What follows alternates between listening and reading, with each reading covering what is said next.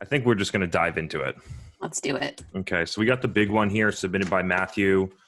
I think it's good. So for those that are listening afterwards, you can see here, I have an article from Rand Fiskin, who I think everyone loves Rand. He's awesome. Was the founder of Moz, has been a content creator in both SEO and in video, and then wrote a book, which I enjoy the book and I love his perspective on things, and then started another company called Spark Toro, which I've tested at a very high level, but not in a lot of detail.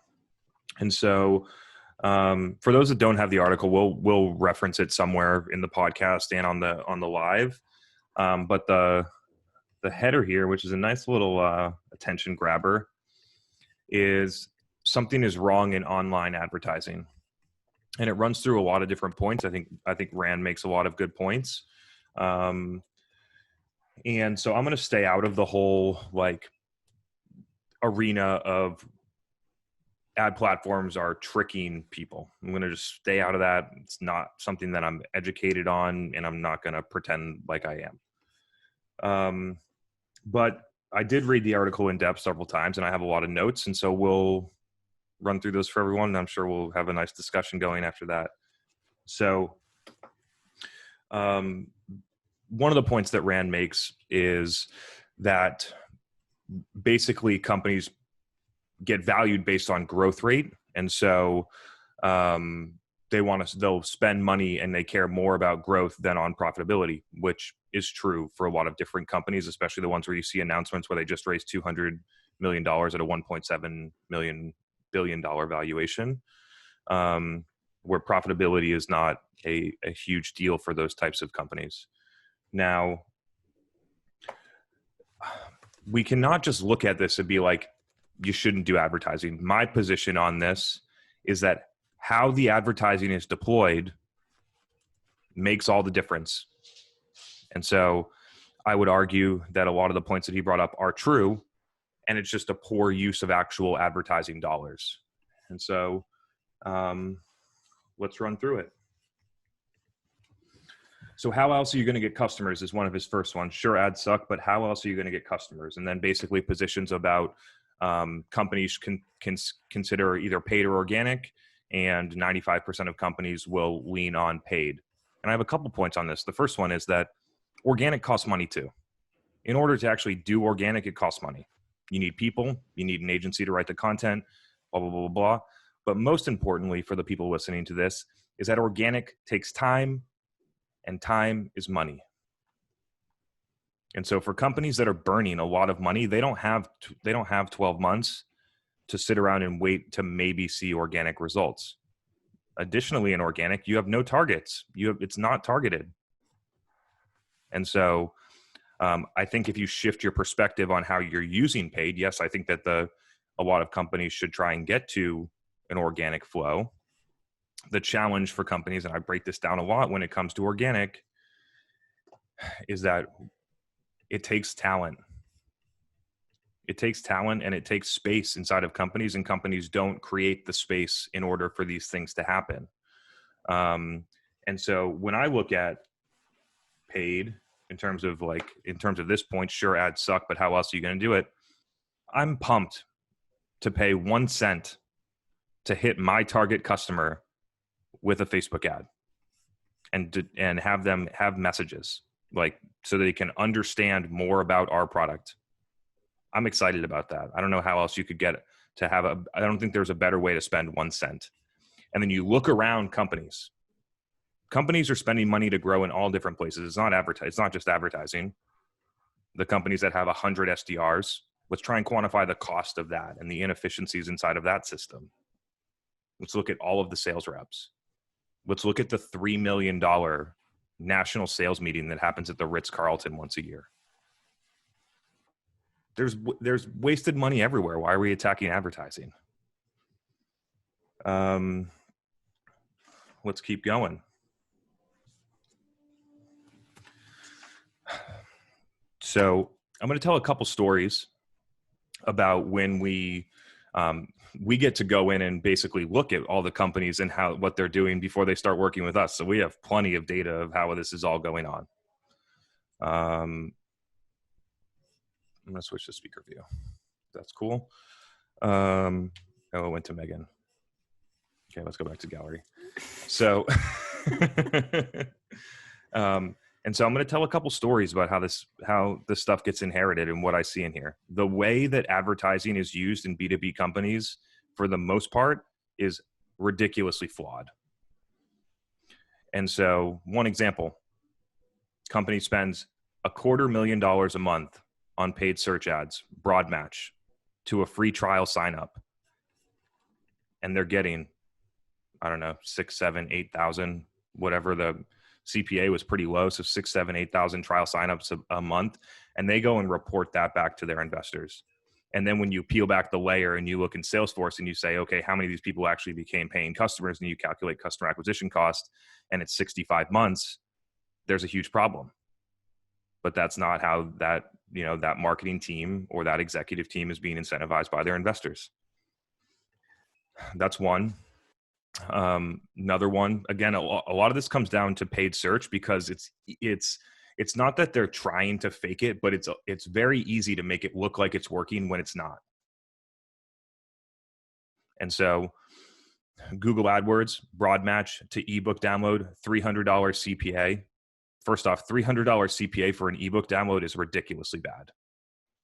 And then you're spending $100,000 a month to get that. That's what most companies do. And then you look in Salesforce again, and you see none of those people actually materializing to even opportunities. You could run through the same process on LinkedIn. We actually don't see a lot of customers use display. I don't believe in display. We don't use it unless customers force us to. I just don't think that it's a necessary channel. So those are a couple examples. I want to give a couple people notes. So I get calls from Facebook ad reps probably once a week. It's actually the most annoying cold call I get, because they call 3 times if I don't answer each time. And then the third time I answer, and I say, you better not call me again, because I don't want to hear from you who calls someone 3 times in a row when they don't answer with a cold, unsolicited phone call?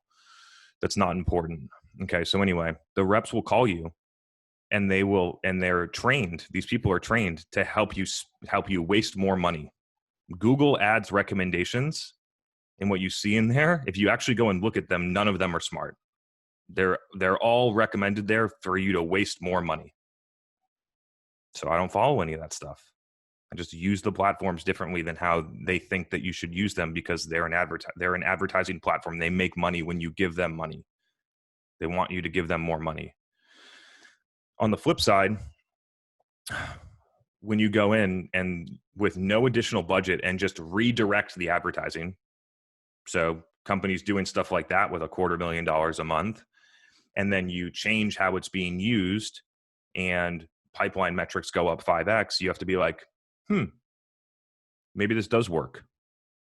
Like maybe it's not the platforms, it's how they're being used. And then if you go in and occasionally turn them off for a week, and what happens? Do the results stay down, or do they stay the same? Most often they go down. Okay. We'll keep churning through here, because we're only on page 2 of Rand's thing. So we're keeping moving here. Would encourage you all to read it. I think there's a lot of good points in here. Okay. Can barely even read my notes anymore. I'll link to the articles in the chat too, if you guys want to grab it. Yep. I'm going through here. There's something on politics that I'm definitely going to stay out of. Okay. So let's get into some actionable stuff. So at the end, Rand puts together some good ideas, several of them that are more aligned. So what should you do if you're an advertiser? But I think mine are a little bit more specific. There's three pages on how like people turned off display ads or ran random ads and got more conversions than actual branded ads on display. Like if you're running just display retargeting and measuring success on view through conversions, it's a waste of money. Okay. So display in general, like I wouldn't use, but just for the people that are listening that don't have access to the article, there's 3 pages on how bad display ads are. what's everyone doing that's running ABM tech? Running display ads. Demand-based can't even run LinkedIn ads yet. Okay, so what should advertisers do? The first one is that they need to change their mindset about what advertising is all about. Advertising, in my view, especially on paid social, which a lot of this is about how you get the attention of your customers. And then and in my view, you can wait a long time and try and get the attention, or you can basically use a ton of means to get the attention of your buyer. Most companies choose to do that through an individual sales rep, which is highly inefficient. I would much rather do that in a different way to get the attention. And then when they're ready, they will ask to talk to a sales rep, and then we can do that. So if you change your mindset around advertising, which is not like how people will draw it up, where it's just like, we're at 250K and we're just going to pour more money onto it, and the results are going to scale linearly. Actually, they're going to scale better than linearly, exponentially, and everything's going to be great. That is not how it works. That is really not how it works. So the top high priority opportunities that Rand mentions, turn on, like, reevaluate or audit remarketing ads on all platforms. I'll put a little caveat into that one. I think you should stop remarketing display. I just don't think you need it. And I think you should stop remarketing LinkedIn. But we get really nice outcomes retargeting on Facebook as long as you're driving to the right outcomes. And I'm going to give you a couple really good ones here. Display ads on all platforms that aren't Google and Facebook is a high opportunity. Yes. Like if you're doing programmatic ad buys, just stop. Like just I don't think that you need to be doing those things. There are just a lot better ways to spend money. Where do we go here? Okay. The key, and what we talk about a lot here, which probably is the number one takeaway of why I have confidence in my ads, and a lot of people, especially the ones that Rand has talked to or audited, don't, is that we measure our success based on what's happening in Salesforce, not what's happening in ad platforms. It's the easiest way to figure out whether or not it's moving the needle for the business is to actually look at business level data, not leads, pipeline, qualified pipeline at the beginning, how that moves based on trending data, and then eventually revenue, which you can back calculate to customer acquisition cost. And so when you look at it that way, we do this for companies. We show them this data, we do the analysis, and we say, hey, look, this is what's happening. Your CAC payback 65 months. This is not going to work. Let me rephrase that. Your advertising CAC payback is 65 months, let alone your marketing overhead, let alone your SDRs that are calling these 2K ACV deals, and your salespeople. Forget that. So, and we present them with this information, and then we completely change the strategy. So anyone could go and do that analysis on their own. It would tell them exactly what to shut off. You set your own CAC payback targets. Best practice inside of whatever some VC firm would be 6 months. I have yet to see an account that's spending money on advertising that has a 6-month advertising CAC payback. It's always higher, dramatically higher. Next one is audit your placements. And so when it comes to placements, do not use Facebook Audience Network. Don't do that. Like, we run ads feed story only. That's it. And we have separate ad sets for feed and story with the exact placement dimension specs that you need to advertise in those places. So forget Audience Network, forget all of the other placements that Facebook makes available by default, and just run in the feed and the story where people actually pay attention. Same thing with LinkedIn. We don't need LinkedIn Audience Network, just run the feed. And we already have a position on display, so just get rid of that, and whatever else you're doing with like the little inserts that happen in emails, like those ads aren't needed. Inside of the platforms, we need to start measuring the right outcomes. So here is a very clear way. One of the notes in here was that basically there's speculation that ad platforms fake business outcomes inside of the platform. Like that was speculated in this in this thing. Now, a really easy way to make sure that doesn't happen, which is what we've been doing recently, not intentionally for this, but just this is what we did, and so it feels like it would get around it, is we use custom conversions to track the impact of the ads, but we don't use the ad objective as a custom conversion. When you give the ad objective the custom conversion, the algorithm will optimize for that conversion regardless of the quality. And so in B2B sales-led motions, even free trial motions, that's going to give you a lot of garbage. And so what we do is we optimize for a landing page objective because our goal is for people to consume the information. And then we measure our actual success offline on custom conversions attributed to view-through and click-throughs of those ads within a 28-day attribution window. And Facebook's not going to connect those dots and try and like pull some black magic on you. It's just not going to happen. And we do run, like we had an account that didn't have it set up because there was a accidental redirect between the demo page and the thank you page. And so these conversions were not registering for a month, and there were no fake conversions inserted in there. It wasn't working. Feel very good that data is clean. I actually feel very good that the data is ridiculously underreported based on the impact. We talked about changing your advertising mindset. And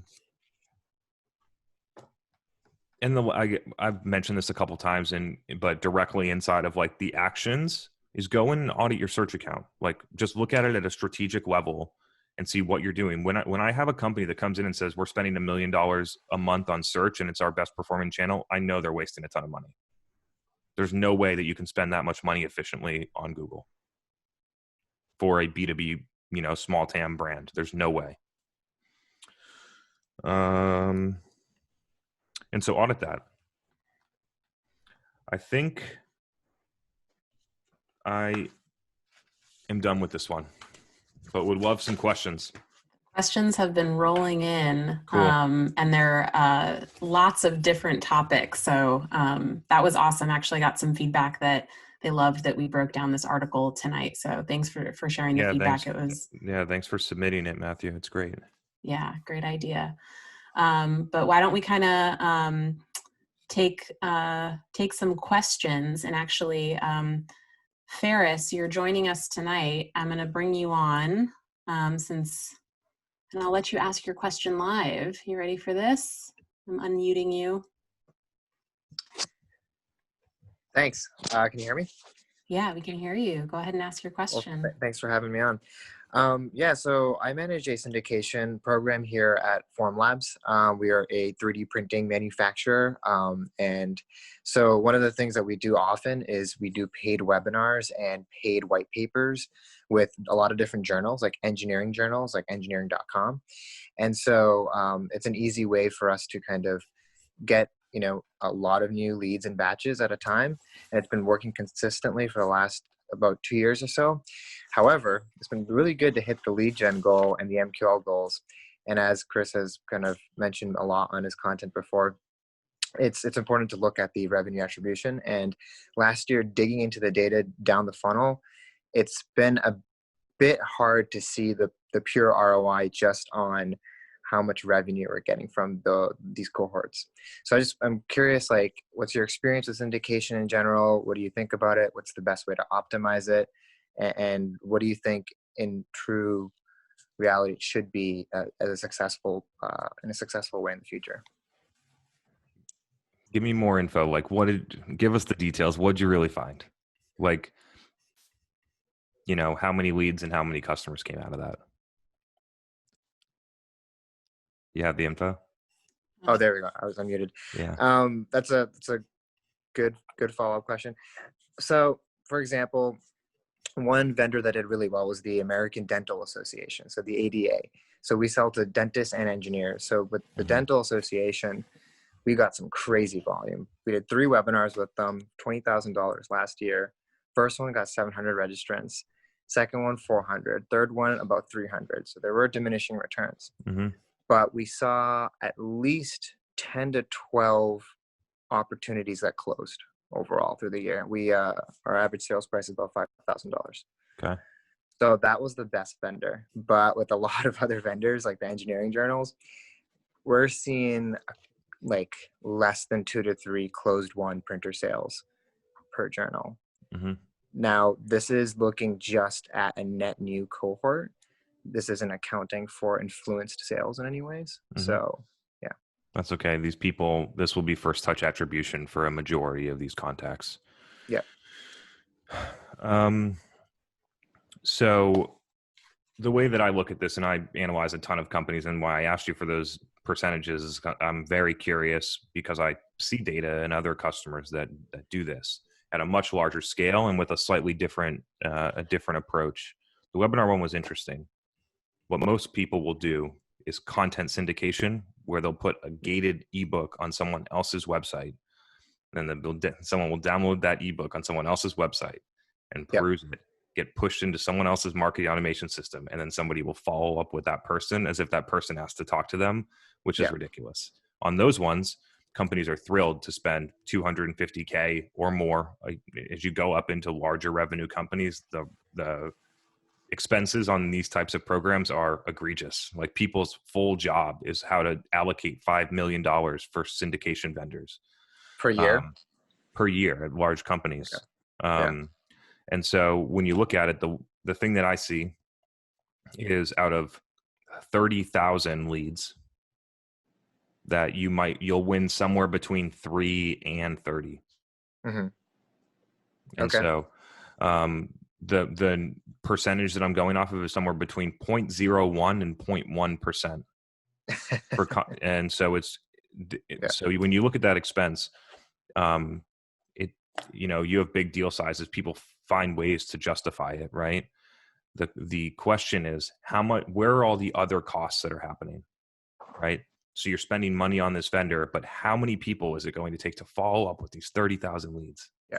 And how else could that money have been deployed to go out and get 3 more deals? 100%. With webinars, you have all that content creation time going in with slide decks and whatnot. Yep. So on the gated ebooks, I'm done. Like, I am out on that completely, on a syndicated level and on a on platform or own channel level. Like, just unleash the content and forget the lead gen MQL game. The webinar one I thought was interesting. It was kind of like a co-branded webinar. I know that I've seen those work in different places. And so, those economics were way different. The volume, 1,200 leads based on my estimate, when the numbers that you put forward, 12 customers, 5K deals, 60K on 20K spend. You decide if that's acceptable or not, but it sounded okay. The scalability of that's probably pretty low, in which case I just, when people are doing this, the thing that I look at is where else or how else could this effort and money be deployed? And so in some of those cases, I'm thinking about moving to, how do you own the webinar? Yeah. Right. And so you can use the ADA for access in the short term, but on the same time, you need to be building your own building. 100%. Yeah. When I joined, I was responsible for helping with these paid webinars, but also building our own organic webinar strategy. And now I'm just fully taking on just most demand gen responsibilities now. Mm-hmm.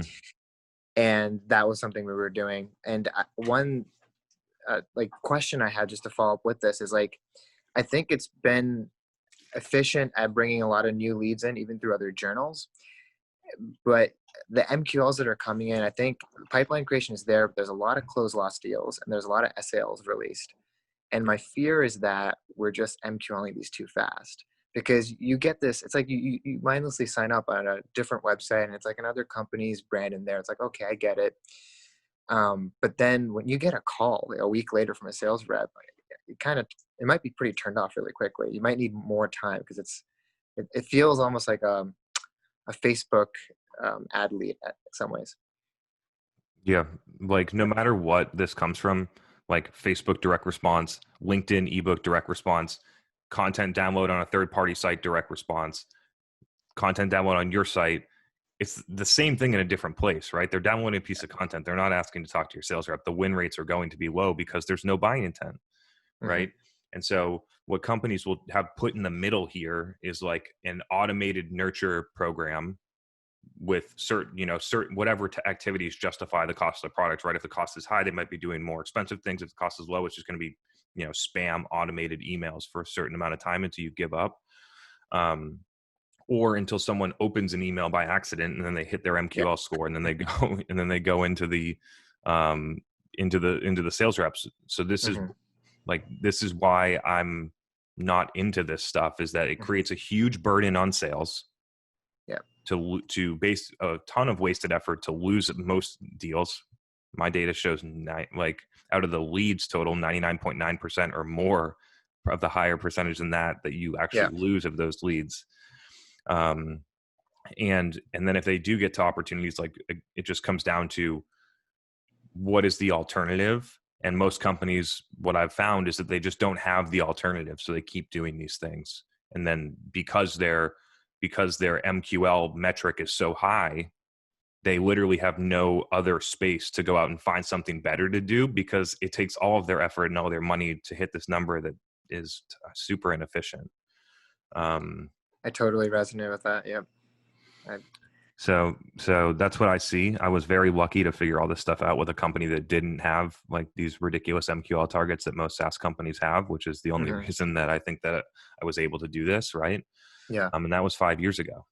So what I would recommend is if you've presented the data, you can probably eliminate almost all the sources right away, just calculating customer acquisition costs, and take into account the sales resources. The sales resources is the real hidden cost there. So take into that account, put together customer acquisition costs by thing, cut out all the ones that have a 24-month CAC payback or higher, which will be almost all of them.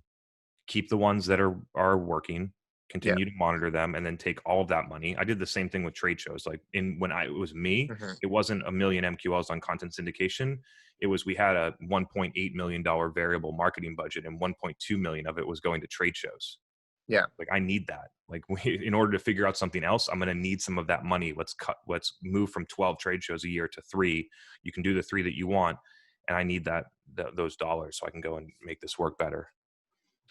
Yeah. And then the next question, which is a much bigger one, would be like, if I do prove that, and all this budget that is kind of freed up, where to invest it in. So that's a whole other challenge to take on. Yeah. Whole nother challenge to take on. We cover a lot of it on the podcast. So if you're selling to dentists, which I think you are, I would make pictures and different videos about the value propositions of your product, and you can just target them directly on Facebook and Instagram. Yep. And that we have a pretty would high budget on paid ads as it is right now, but I think you have a point there. There's probably more ways we can invest in that and diversify the assets. And if you strip away, this is a key insight for people, when you strip away the high MQL target and you look at efficiency of lead to win, which is a huge metric that I've been looking at right now. Like, people are over there sad that, or you see news all the time, all marketing leads close at less than 1%. That's what the stat is right now. I go into companies where some sources, like I said, are 0.01%, and they're still doing it. And the ones that are 0.01% are also the ones that are the highest volume. You know what I mean? And so then you wonder why your SDRs don't say that your leads are bad.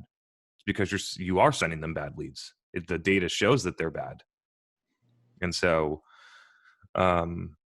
by removing those and lowering the target, you can focus on the ones that are highest efficiency. And when you focus on the ones that are highest efficiency, you realize that, like, Facebook lead gen isn't going to get it done. And instead of doing Facebook lead gen and collecting 100 leads, if you just use Facebook ads in a different way and got 5 leads that came through your website and converted at the funnel metrics that exist from a website conversion, that you would need less volume, you would need less sales resources. The sales resources that aren't following up with bad leads can go strategic outbound to whatever your highest value accounts are, or create content, or do whatever they want. Yeah. And the marketing team can deliver a steady flow of leads that close.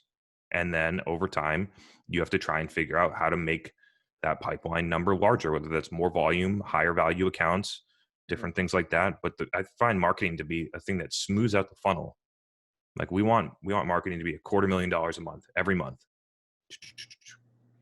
Right. And then over time, you're trying to get from $250,000 to 300K to 500K and keep moving. But what I see in companies is these like peaks and troughs where marketing will close 400K, one enterprise deal, and then go 3 months without closing a deal. And then one deal at 20K and then one deal at 40K and then, up and down. I think that it's huge value to have like mid-market SMB velocity sales come through marketing, and then have your enterprise team focusing on enterprise deals that are going to take longer and are going to be more lumpy. Yeah, totally. No, thanks for addressing this question. And for great chat. There. Yeah, good to hear about it. Yeah, thanks for coming tonight, Ferris, and for the great question.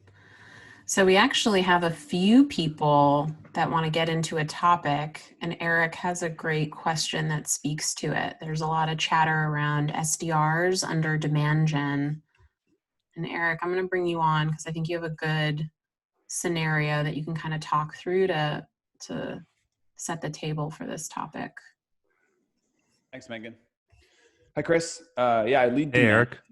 for a venture-funded SaaS. So the ACV is, setting context, 25K and up. We're about 180 employees. We're doing pretty well. We're growing. Been listening to the show and this podcast for a long time now, since the early days. Nice. And one of the things Thank that you. I've been kind of fighting for that you've mentioned a long time ago, I haven't heard as much about it lately, is getting SDRs onto the demand team. And so I've been fighting for that for a number of reasons. It looks like I'm finally going to get them, which is great. So my primary use for them is going to be working our inbounds, obviously. Mm-hmm. Those that don't immediately push through to an account executive, because I'd like to, roll out the red carpet for the very best leads and make sure they go directly to an AE. Great. But there's lots coming in that could be fielded by others. And so they'll be working the person of interest, but also researching the company, the buying committee, influencers, et cetera, to better inform the AEs when they do get this prospect, or better inform the sales leadership as to who's coming in. And so I'm curious, just from your perspective, how else you'd put SDRs in demand to good use.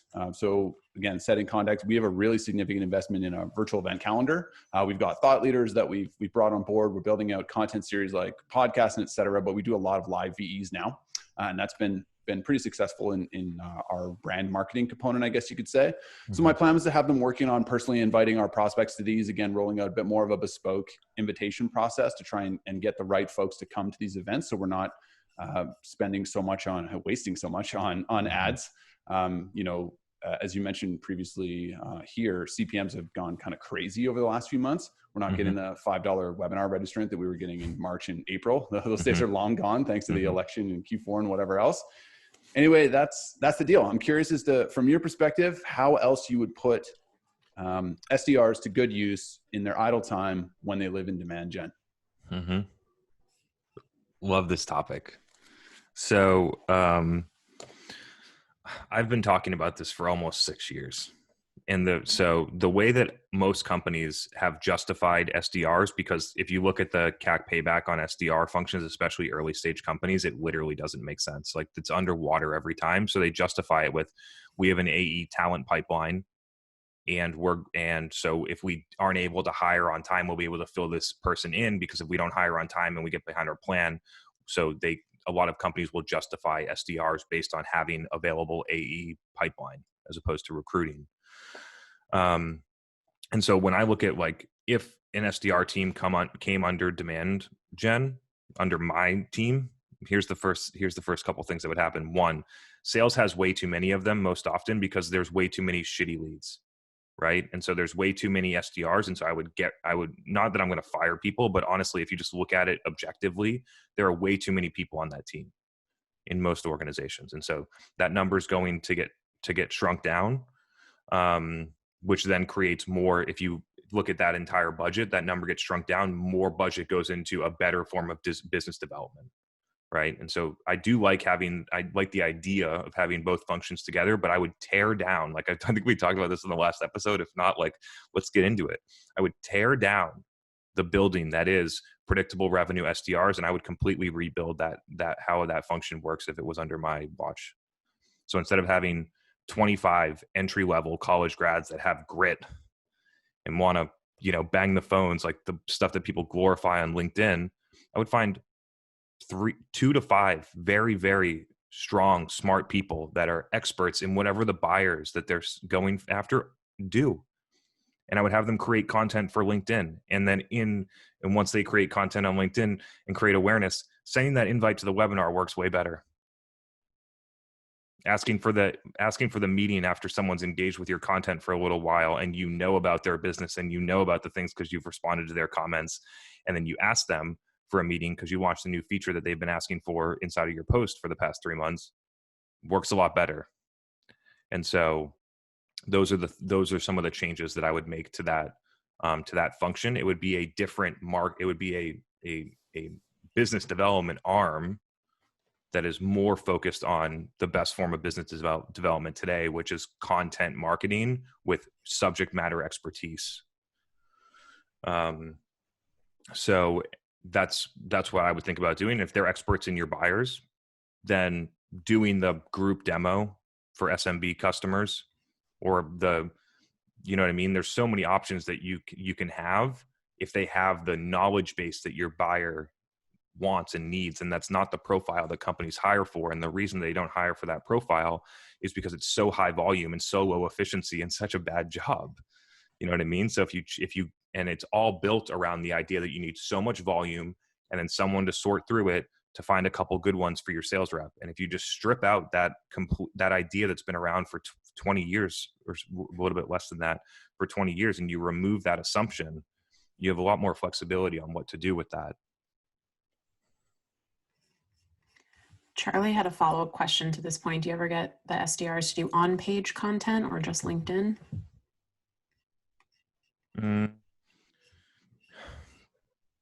Content is content. On-page content is a form of distribution, right? So whether you write it on a blog post or whether you write it as a article on LinkedIn or whether you write it as a post of LinkedIn, it's all different forms of distribution. So you decide which way that you want to distribute it.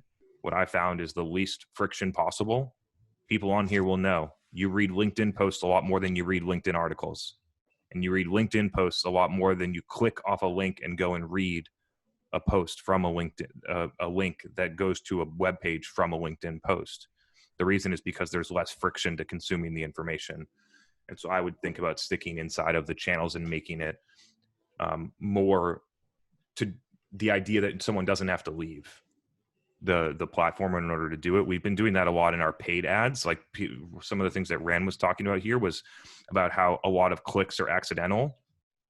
And I'm like, 80% of our demo requests are view through, conversion, cold targeted. I don't care if someone clicks it or not. I'm doing all of the work inside of the feed. I'm getting my message across on the view. I don't need the click. The click is nice. It's extra. We can retarget. They hopefully learn more about the product. A couple of them will convert on a demo and some of them will be an ICP, even though we're not looking for them to do that because the sales conversion metrics are so much worse than if they just do it on their own on a desktop computer. And so, yeah. Nice. We actually have a question from Rob. I wanted to check because I talked for a while. I want to see if Eric has a follow-up before we move on. Oh, let me get you, Eric. The only kind of thing I would double click on from what you mentioned, there's still going to be an outbound SDR function on our sales team. Totally. And so I'm hoping to ensure, because I do agree, I think that we could, you know, not necessarily make them into mini Chris Walkers, but we could be going after our target audience on LinkedIn and educating them. And that was a fantastic use of their time. And again, kind of pre-warming that relationship before we make the ask of, hey, why don't you come to another piece of our learning or join us on a webinar or whatever it is. A lot of times you won't even need to ask, by the way. They'll come to you if you do it. Yeah. And so have you seen in your experience where this kind of cross-pollination or line drawing, I guess, could happen where the sales team is like, okay, hold on. We don't want your people on social doing outbound. You said they were inbound SDRs. They're supposed to be working on your demand gen team, fielding the people that are coming to you, not going out finding more people to come to you. Just don't want to necessarily get into a territory war with sales here. Yeah, I mean, this isn't about territory. This is a strict just of having a business conversation, right? And so you can look at, they're following up with our inbounds. what's happening? What is the cost of doing that? If you go and look at that, it'll be bad. And so you can say, okay, so what we actually did is we shut that whole thing off because it is net negative for us. There's no sense in acquiring customers if it's going to take us 36 months to pay them back because we can't raise enough money to get to where we want to go, right? And so that's one way. And then you just look and you say, like, they're part of a marketing team. This is one of the best ways to do marketing right now. Yeah. My plan was kind of pivot them from being called inbound reps to being called demand generation reps pretty quickly. And then that way, just the title change alone kind of shifts the perspective of what they're supposed to be doing. Mm-hmm. So thanks for that. I took a ton of notes, and it's gonna be helpful for scripting out what I want them to do getting started. Awesome. Happy to help. I'm having fun bringing on some new voices. Yeah, it's been great. Rob, I'm going to bring you on because you had a follow-up question to the conversation that Ferris and Chris were having, and I love follow-up questions. I'm unmuting you. You getting that? All right. Yeah, I'm multitasking. You're unmuting me, and my 10-year-old just came in asking about dinner. So. We got a lot of kids on the show. We asked for it at 7:30 p.m. Eastern, yep. So we're good. Poor West Coasters out here. I wanted to just kind of get your take on that variability of the sales cycle that you were talking about in regards, kind of at the tail end of the response to Ferris. Mm-hmm. And especially when it's trying to dive into that smoothing factor that marketing can bring to the table, what do you think organically leads to that kind of, other than obviously macro factors like seasonality, things like that, but mm-hmm. Is there something that you feel fundamentally sits at that core of why you see that kind of variable ebb and peaks and valleys pattern? Is it a segmentation issue? That's kind of what I keep coming back to, or mm-hmm. is it, what do you think it's kind of sits behind it? It's because it's completely at random, right? So the one customer the 400K ARR enterprise mm-hmm. customer that comes in and buys, heard about that from their colleague. Yeah. There was no marketing that was driving that. That is on a predictable stream. And then so the revenue will come in. They have this huge lead flow. And like I said, the huge lead flow doesn't close. And it masks the small volume of people that come in that have intent that buy. And so companies get confused. And then what happens, and I've done this analysis and I'm for a different company, where their MQLs went up 100%. They doubled their MQLs quarter over quarter, and their SQL stayed the same, and their close one went down. Right, and so this is why MQLs, especially when poorly defined, is a terrible metric. And so the thing that you need to have is one, a stable system. I think about this as a big system. You have something coming in. You are doing some type of processing to it, whether that happens through an SDR, an AE, or both. And then you are getting something out. And what you need to do is you need to identify the system, which I've found almost always is a demo request or a pricing request through a website, organic or direct traffic on a desktop computer. Like, it's very clear when you look at the stuff where the people that are actually in buy mode go when they're ready to buy. That's where they go. And you can see that flow. And on average, we'll see customers that'll have from some raw submission to customers 7%, with a pretty consistent deal cycle. Whatever, it's going to be different for every business, but that's on average what we see. And then what you have to think about is, how do I get more people to come through that exact same thing that converts through the funnel with the same metrics? And then you need to do that consistently over and over, because it's going to take you a long time to actually have a full pipeline. Like, we're in companies with 90-day sales cycles where the real impact happens in the fourth quarter of working with them, because it takes you a long time to rebuild a pipeline that was that has deals in it, but it's essentially empty. Yeah. Right. Yep.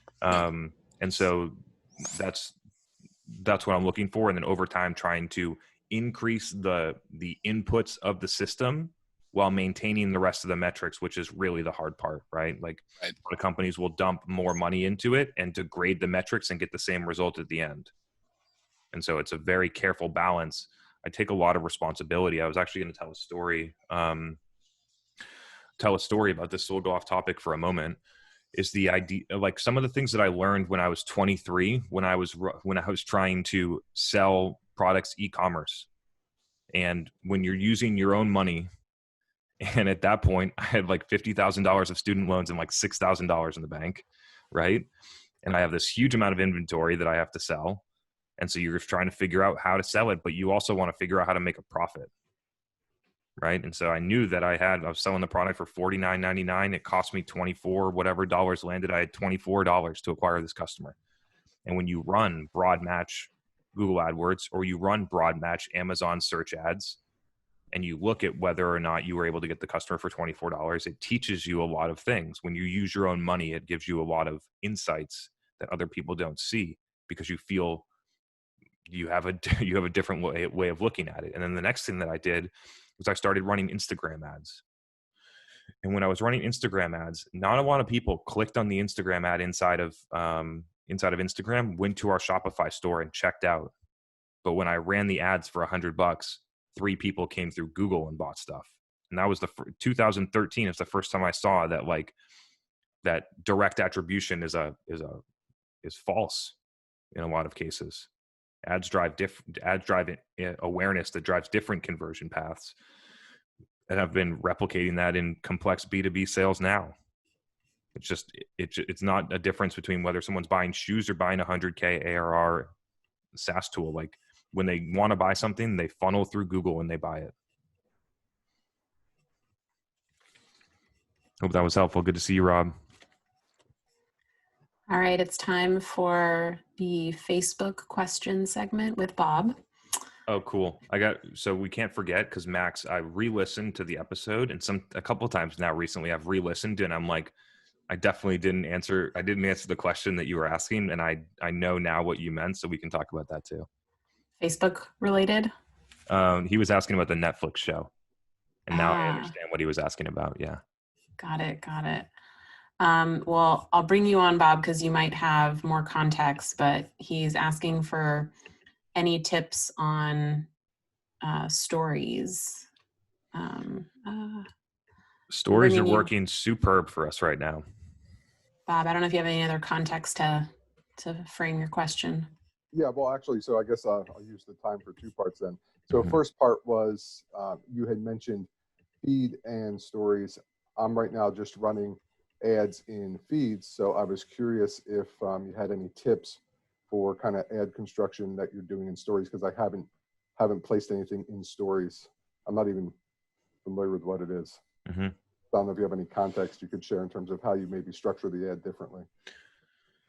Yeah, I mean, so the format is different. So it becomes a larger creative lift if you want to hit story ads, which is why most people will just run a feed ad and then add the story placement, and it shows up square on a vertical screen. You see that a lot. And then the text, which is the primary text of a feed ad, that show up in a story.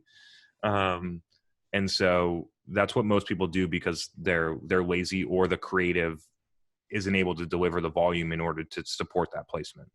Right. Both lazy and lack of talent. I'll stick to feed ads. You can try just running a feed ad with that placement. That's like the 1.0. It's not a bad thing to try. Right. But getting into more of the details, it's a 9:16 vertical. You're going to automatically have the CTA moving upwards at the bottom. So you have to account for that. So you can't jam too much text at the bottom, because the CTA is actually going to go over it. And you have your name in the top left, whatever the brand name is, it's going to cover up some stuff too. So you have to keep those in mind when you design the ad.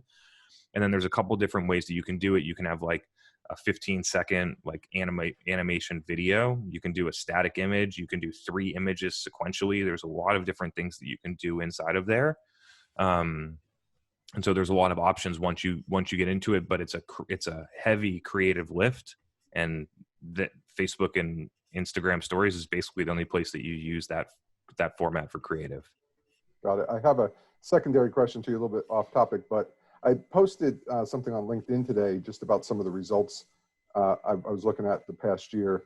And my one question to you was, if we haven't closed as many deals as we would have liked during this trial period of running paid social, but when I went back and I looked at the amount of web traffic, obviously the paid social direct was significant, but also noticed both direct and organic traffic to the site, 45-degree angle up over like the baseline that we had been experiencing beforehand. So I'm attributing that to the kind of what you're talking about here. Like, I'm not so worried about the clicks directly from the paid social, but rather the message has been getting consumed. They're somehow going back to Google. It's either typing our name in directly or searching maybe part of our name.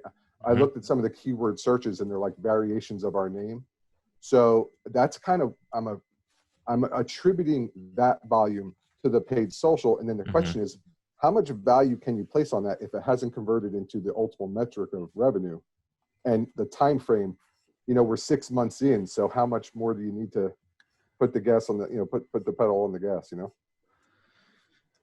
Yeah, there was a lot of questions in there. So any mid-stage indicator like organic and direct web traffic is a mid-stage indicator. It is not a level measure of success, right? So you're always looking more downstream and then using that kind of number to understand how it's happening. That's the way that I look at it.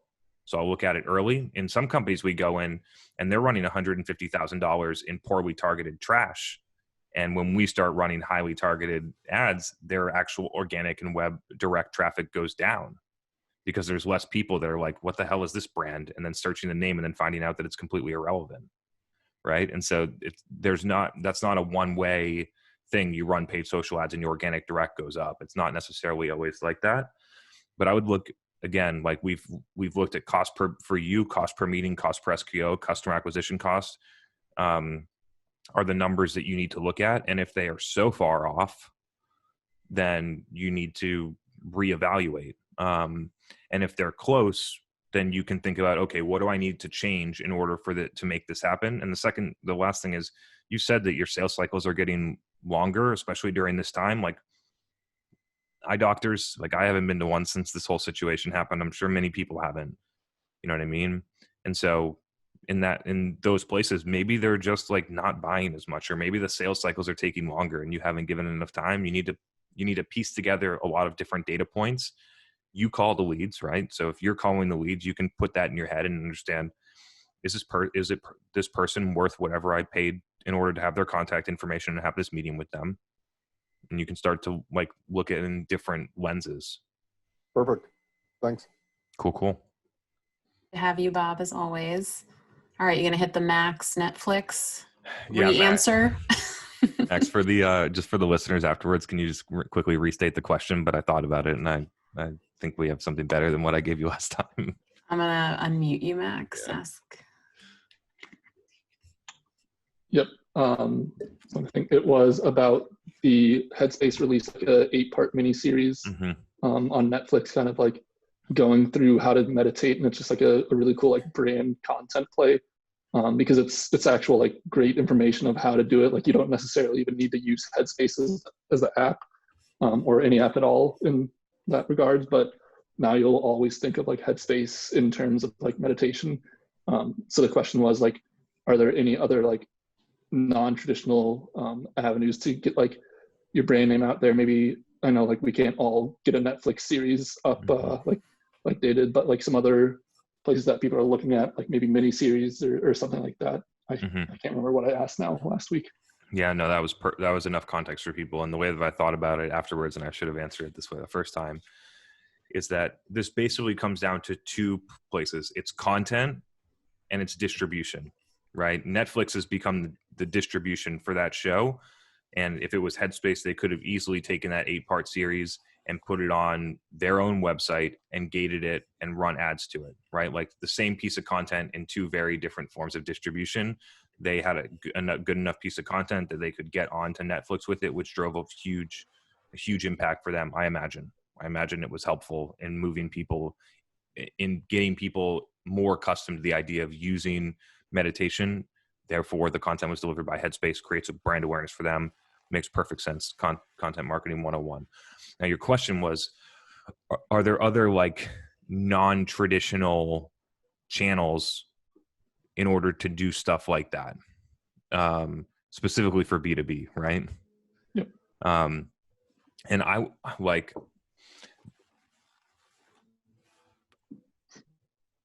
would argue that a lot of the things that we currently do are progressive relative to B2B. And so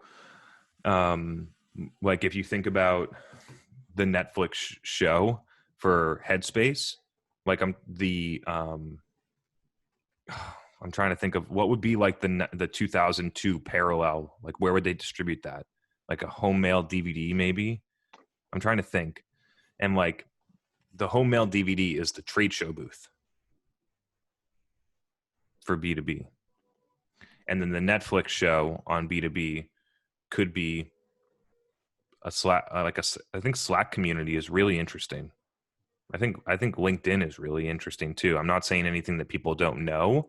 I'm just trying to make a comparison because like Netflix it's a different form of distribution that is very, it's not targeted enough in a B2B way to justify that expense.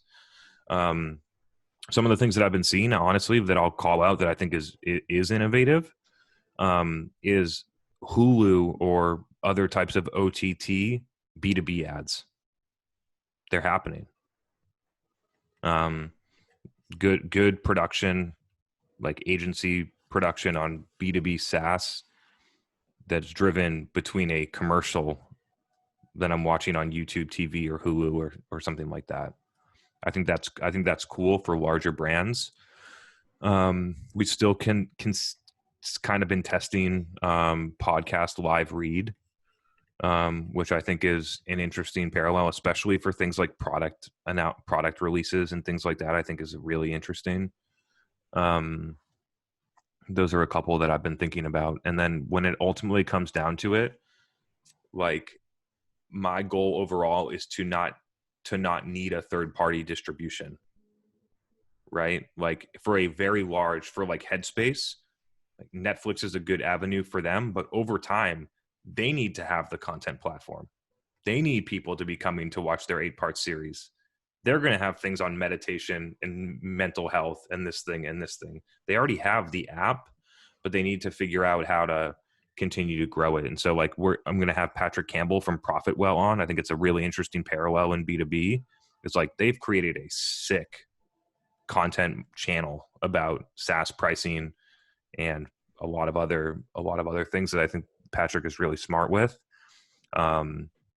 So comes down to being the owner of a channel. Dave Gerhardt talks about being a media company. Like that's sort of the same thing. It's just that you own the distribution. You don't need the ADA to get you webinar attendees because you have the distribution, you have the audience. Yeah, hope that was better than the first answer. I feel like it was incrementally better. yeah, That was great. thank you. DGL question re-answer. Alex Jackson submitted a question in advance and I saw him pop on. So I want to have him come on. And then Gemma has an update on her video networking. So Nice. I'm teeing you up next. All right. But Alex, I'm going to unmute you so that you can ask your question live.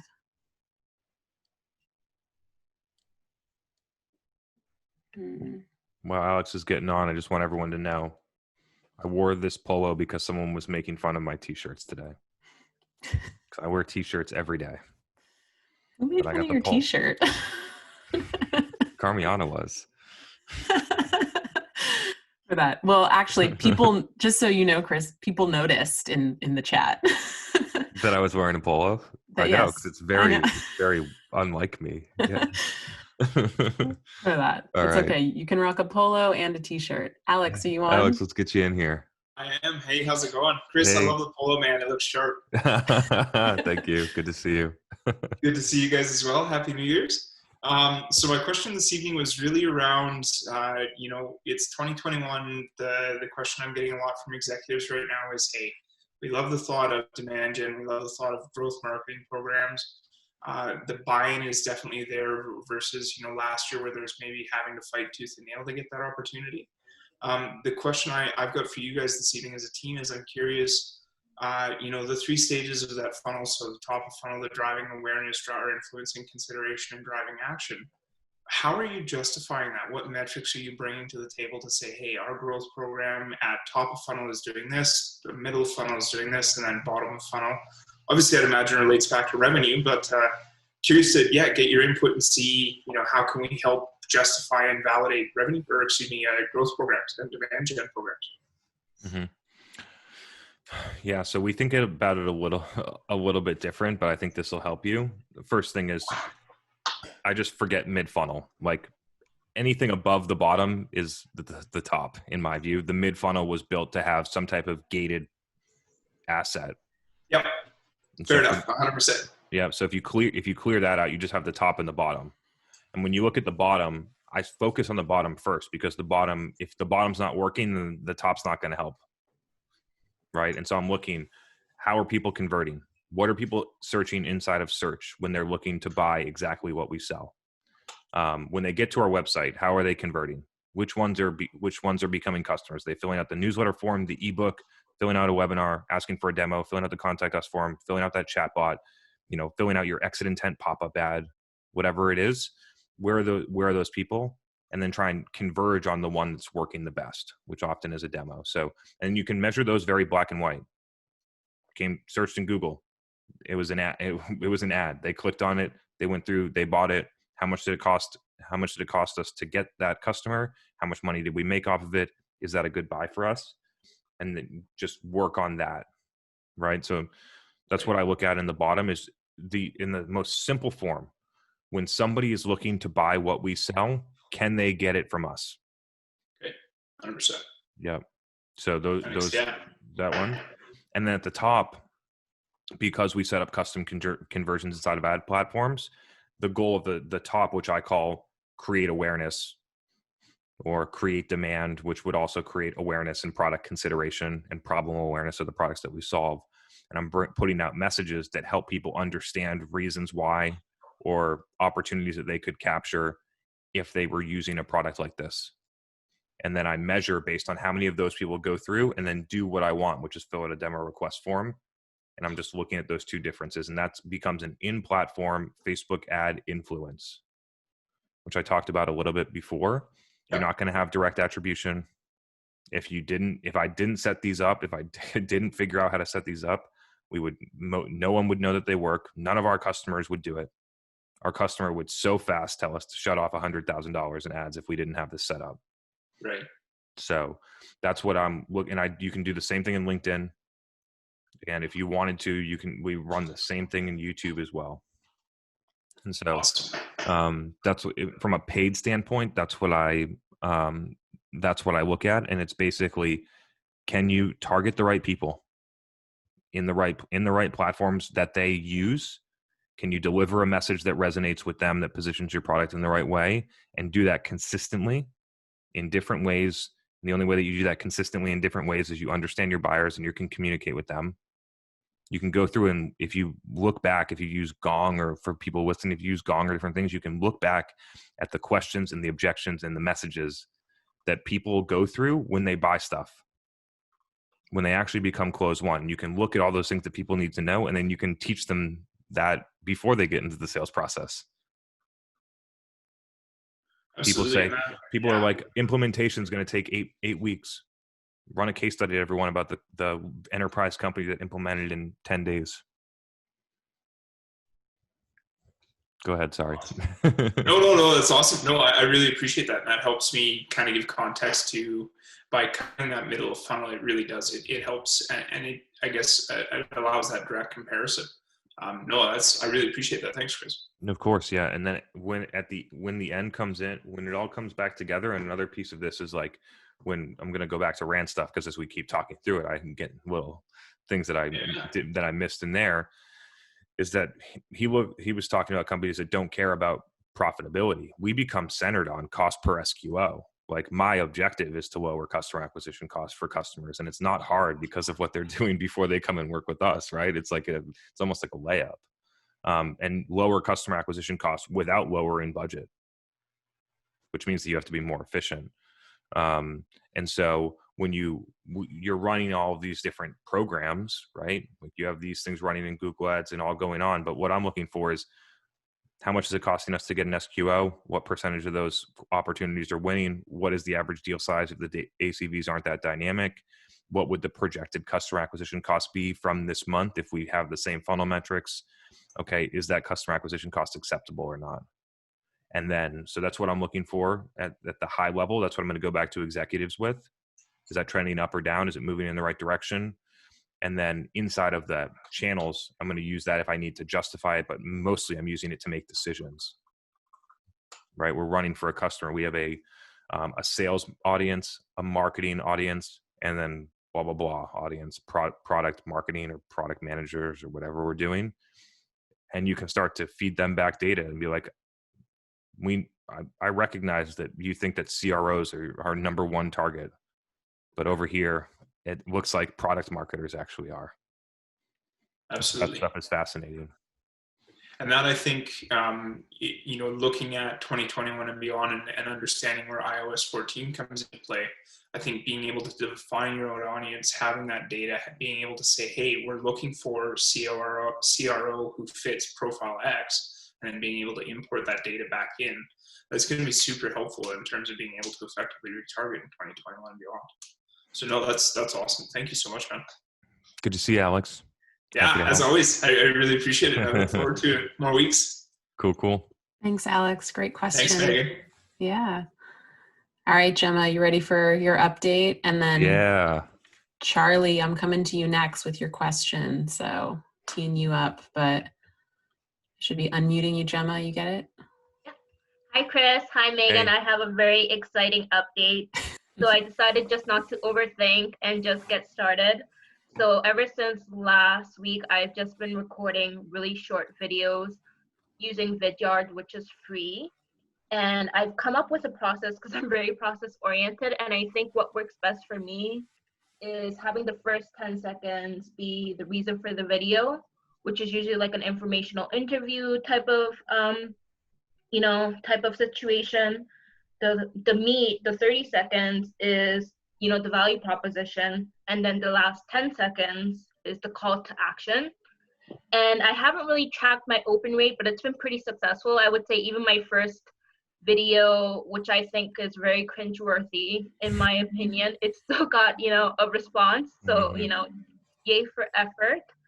And I find that moving from voice notes to video where people can see your face and feel your energy just has a better, has a better vibe to it. So I found really great success with it. So that's my update. I'm really excited. And Chris, I did implement that idea of getting more specific in terms of like, hey, Chris, I want to, my target for January is talking to 4 startup four startup founders this month, and you're one of them. Would you be open to having a conversation with me? And usually, people are busy, but they also want to be helpful. So it's been really successful for me, and I'm just really excited to hone my messaging and get more specific. That is awesome. Waiting for this update, Chris. This is a great update, awesome. Gemma. Congrats. Keep working. This is week 1. Imagine where you're going to be in a year. Yeah. Right? Yeah. And I would say, as a recovering perfectionist, it's just like, you just have to stop overthinking and just do it and iterate as you go. I can't wait. We're working on an edit right now. I hope that people love it. I'm not sure. That is literally like, I'm not sure if montage is the right, I don't know what the lingo is, but it's a set of videos that go and look back at the progression of quality of my videos and literally show like the first one where it was awful. And then move through in all of these different settings, all the way to here. And this took 18 months, right? So I'm putting that out there basically to say like at the beginning, the learning and the quality of the information is more important than the quality of the video. I believe that the quality of the information is more important than the quality of the production all the time. Yeah. Right? Yeah. And so, yeah. And my follow-up question would be, obviously, you can't get 100% open rate. That's just not how the world works. But I would say given your knowledge and expertise and whether it worked for you, I'm just wondering, like, for those people who don't open the videos, like I don't go into it with any expectations, but is it because maybe they had really bad experiences opening other people's videos where they thought it was open and then they were doing that annoying thing where they kept following up and following up and following up rather than just like letting it go? Or maybe they just don't have enough time to just see it, because I am using LinkedIn DMs. Like I provide, updates through other forms as well, but it's mostly through LinkedIn that I use, Vidyard.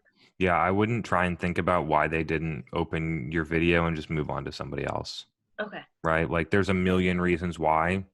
You're never going to know unless you ask them, and even then you might not get the real answer. Yeah. I get bombarded, right? Like, Yeah. and so there's a lot of people that I know, like there's people that I know that are on the Zoom that sent me a message that I just like opened it, missed it, and then I have 30 other messages and I just like can't keep up with it, right? And so I wouldn't spend any time thinking about why someone didn't read. I would just focus on communicating with the next person.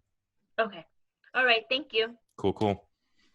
Thanks for coming on. You inspired someone else. They were excited to hear about your experience, Gemma. So yeah, that was great. Sharing. Yeah. Keep going. All right, Charlie, I don't know if you've asked a question before. I'm bringing you on, Charlie, to ask your YouTube question. Thank you. Do I have to ask my YouTube question, or can I ask a slightly different one, actually? You can ask a different one. Okay, well, I'll allow it. Well, first of all, thanks for having me on, guys. Big fan, Chris. Greetings from the UK. Good to see you, Charlie. Hey. So my question is, about what I'm doing at the moment, which is super, super early stage. So I hear everyone talking about like massive ad budgets they've got going on, and I am very jealous because I do not have that luxury. I've just got like 5 interns I'm using as SDRs. So, sort of leading on from like Eric's question, I was asking about, on-page stuff. Because the issue I found is I can't control what the SDRs are saying. I don't know what they're saying. And, that conversation, the content they're posting on LinkedIn is, sort of, as you say, the most important stuff in terms of educating potential leads. So I guess my solution was to I was like, kind of like, fuck it. I just gave them all a landing page and was like, just hold it end to end, like hold the conversation on LinkedIn, drive them to a landing page and try and get them to funnel, and you can optimize and choose the copy. And then I don't have to worry about attribution across the site using UTM tags from the traffic they were driving. So I guess my question to you is, that's what I'm trying to play around with XQ at the moment. But, if you were in that situation and you had tiny to no ad spend and just a bunch of SDRs, what would you be doing? Would you be focusing on SEO and longer term goals, or would you just be absolutely nailing it on LinkedIn and trying to drive direct to consumer content marketing? For those people that aren't live and can see my face, I'm cracking up. Like I'm not laughing at you, Charlie. I'm not laughing at all. I'm just smiling at the question, because 18 months ago I was here. You know what I mean?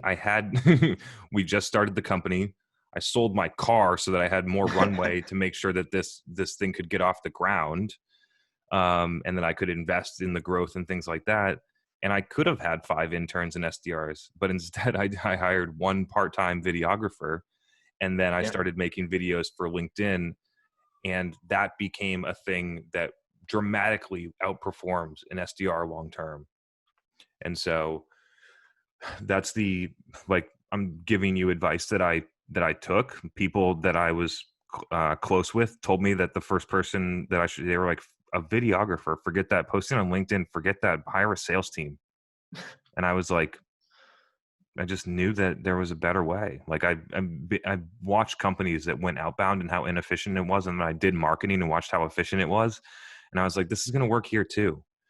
And so you can have that like hand-to-hand combat with SDRs if you want to. Just know that whatever that expense is, they could be doing it for free too. But whatever that expense is, and that energy potentially for you, if you don't have money, you do have time. And so how are you able to allocate your time in a way that is able to grow? I talk a lot about the idea of companies that are scaling up an SDR team, and over time, my channel will produce more than a team that has 100 SDRs. That will happen because the audience scales as opposed to the headcount that do hand-to-hand transactional work. And so that's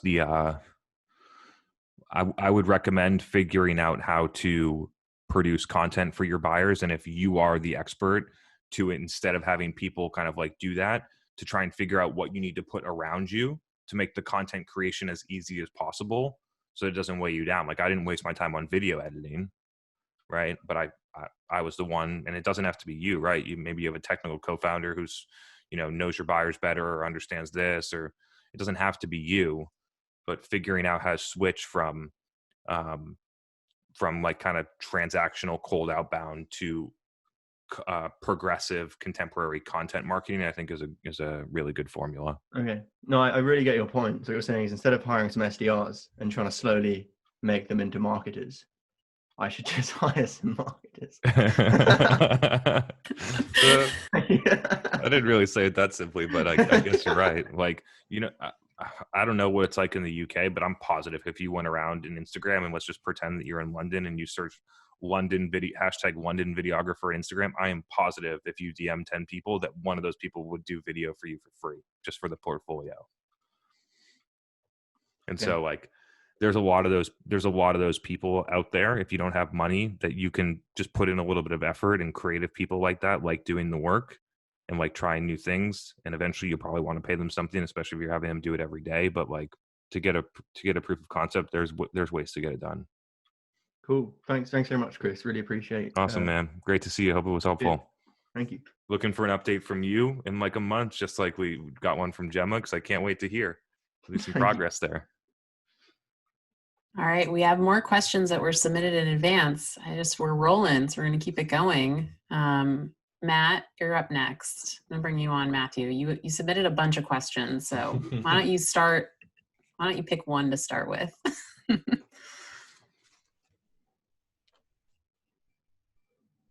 I can't hear you. No. Well, Yep, there we go. There we go.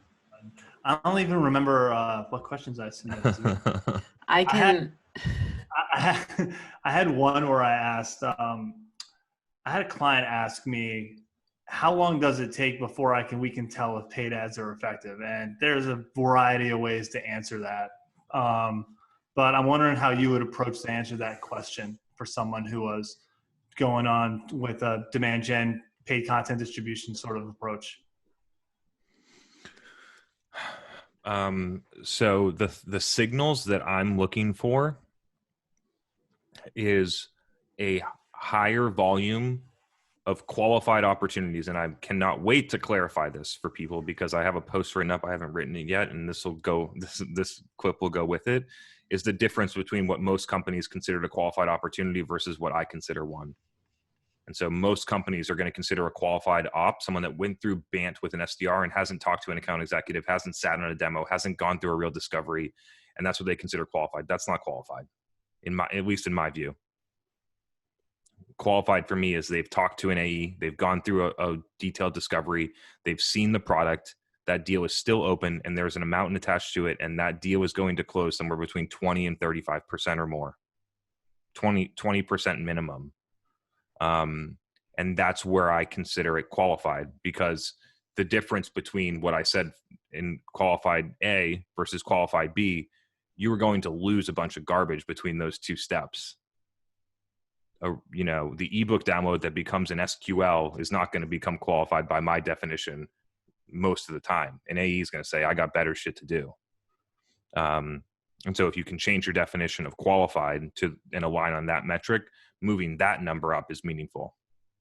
And so that's what I'm going to look at initially to say it's working. And then I'm going to back calculate in, right? And you can back all the way in to have your own system to create confidence that before that happens, that you're moving in the right direction, right? So then I'm going to back up from there. And then I get email notifications of the main conversion point for every customer that I manage, every single one. And I look at every single one, what company they came from, what company size, what was their job title, what was the channel that they came from. Look at every single one. It gives me a ton of insights. And then I see, okay, we started targeting CFOs, and we have more, last month they had 12 CFOs come inbound, and this month they had 33 at the right company size. That seems like a good indicator to me. And then I'm going to move backwards from there and to the ad platform, and I'm going to have a custom conversions tracking. I'm going to be able to connect the dots. You should be able to connect the dots in like velocity, less than 180-day sales cycle. Within 45 days of launching ads, you should have custom conversions firing and attributed to ads if you're doing them appropriately. And so within that amount of time, you should be able to see, okay, we're running ads at CFOs, and now CFOs are coming and submitting pricing requests. And then you have to make a determination about whether or not that is worth the cost that you're paying per that action. And then you can back up even further, and I'm going to look at engagement on the ads. Not like engagement like comments or likes, but like What is the click-through rate? How much is it costing for that action? Is, even if we didn't get demos, is that action worth the price that we're paying for this person? So I look at some things like having a CFO know this new feature came out for 11 cents is worth it, even if they don't submit a demo request, in my view. And I'm going to keep working backwards from there. But that's kind of the lens that I look at it. And then if you have a longer time frame, you're going to look for those truly qualified opportunities to move into close one, and then you can start to calculate in-period customer acquisition, which is how much did you, like, you need a really long time lag here. So most companies will calculate, we spent this much this month and we closed this much this month, and they'll have like a CAC calculation. The problem is that all the deals that they closed this month were created a long time ago. So that pipeline's been going on for a really long time. And so it ends up underestimating, in most cases, underestimating customer acquisition costs. And so once you have enough of a time lag, which I think 12 months is fair for a 90-day sales cycle, that then you look at how many deals did you create. Like, let's look back, we're in January. So I would look back to January of 2020. And I would look at the amount of closed won deals that were created in January from that source compared to how much we spent in January of 2020. And that'll give you true customer acquisition cost with a 12-month lag for those deals to materialize. You need a lot of data in order to do that. You need a lot of time. It's probably not realistic for you, but that's like with the customers that have been with us for a year, that's where we're going. Because now you have enough data that you can consistently roll back 12 months while still also looking at your existing metrics to show them how much it's actually moved from before. When you look at deals created and they have enough time to close, good marketing really starts to show itself, because you go from 1, 0, 1, 0, 8. They just don't all close right away. It needs time. So those are some of the ways that I look at it. But in general, I would say 90 days SQO movement is what your true SQO movement is what you're looking for. Awesome. Yeah, that's about the range that I answered them on. So it's good to know. Geez, should I just go through the other questions that I had? Keep it rolling, man. I feel great. This might be the record-setting episode, by the way. We'll find out. I like your one about entertaining content. All right, sure. So actually, I interviewed him on a podcast today, and he's really good in my space doing content. He worked for Rockwell Automation, flipped to like full-time doing agency work, and he's one of the first guys to really do podcasting in that space. And by the way, he worked in sales before, so just so us marketers know that. But he made this great point about how a lot of people don't do a good job of making content entertaining, and they're just kind of going through the motions of trying to make it like so informative without there being any entertainment value to it. Without there being any entertainment value to it. So my question to you is, how do you make content entertaining in your mind? Am I entertaining? Is this a compliment? Well, how would you advise your client if you had a client who was giving you feedback? Like, what would you do to guide them through that, to at least test it or figure their way through that? There are two different ways to win in content, and they all can blend together, right? Pure information. There's plenty of people that go to Wikipedia or read a book that's a fiction or a nonfiction book purely for information. And then there's entertainment, where they're on Netflix or they're reading a very like sci-fi nonfiction book, which is mainly for pure entertainment. And then they start to move together where you could actually have it blended or have both happening at the same time, right? Some would argue that having the blend is the optimal strategy. I think that it's finding the right blend for the creator, right? And so plenty of people will watch a video that's dry and not funny and not entertaining in front of a whiteboard if the information that is the stuff that they need, right? And people will watch something that has no valuable information that entertains them purely for the entertainment, not for the information. And so I don't think that, I think that advice that you need to be entertaining forces people into a space where they don't necessarily feel comfortable, and they may not necessarily win. I think it's about figuring out what's the best way for you, right? Like, I crack a joke here and there about my polo, but I'm pretty much talking business here. I'm not, you know what I mean? Like, I think some people could say that it's entertaining, but when I look at it objectively relative to all of the other options for content in the world, people are not coming here for entertainment. They're coming here for the information. And the entertainment factor. And like, you're probably the entertainer here, Matthew, not me. I think all the entertainment is in the chat, to be honest. Yeah. Exactly. That's how we get the best of both worlds over here, is the chat. Yeah. All right. So last question that I have. So I had a post on LinkedIn today about, figuring out your audience, who views you as a commodity versus who values your actually what you offer. And so David K, who's a regular on this little here Demand Gen Live, and he's not here, I'm disappointed about this, but he asked me a question and that was hard for me to consider. Like, how small a niche is worth targeting? And so I'm curious to get your take on that. In ads or in general? In general. Let's just start in general. If you're trying to find your wife or your husband, like, one person is enough. You know what I mean? Like, I don't think there's a right or wrong answer here. It's about what you want, about your business strategy. If we're looking at this about business and not in relationships or finding a significant other and just looking at it in general, like, there's a lot of people that would be happy with 4 customers. You don't need a huge target to get 4 customers. You know what I mean? It all comes down to, what are you trying to get to? And then what are you going to need in order to get there? It's about building targets. Then you can look at it. It's a good way to figure out whether or not the approach is realistic. But I like targeting the 6 most important people at Coca-Cola. If you're, a supplier of sugar, probably makes sense. So I don't think that there's a right or wrong answer here. Just to answer it directly, I think it's very dependent, and I don't think that you should be shy about targeting very, very narrow audiences relative to the value.